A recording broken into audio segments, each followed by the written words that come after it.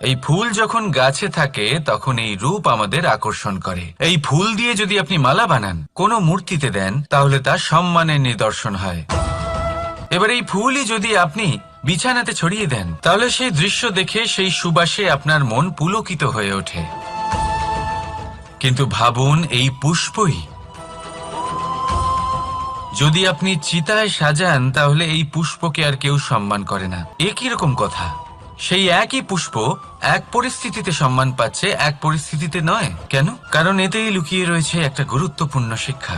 এর সারমর্ম হলো এটাই যে এই সম্মান ব্যক্তি বা বস্তুকে করা হয় না, সম্মান করা হয় সময় এবং পরিস্থিতিকে। এবার এই যে সময়, তা কখনোই আমাদের বশে থাকে না, আমাদের বশে থাকে পরিস্থিতি। আমাদের পরিস্থিতি কেমন হবে তার সিদ্ধান্ত স্বয়ং আমরাই নিই, আর যেরকম আমাদের পরিস্থিতি হবে সেরকমই আমাদের সম্মান করা হবে।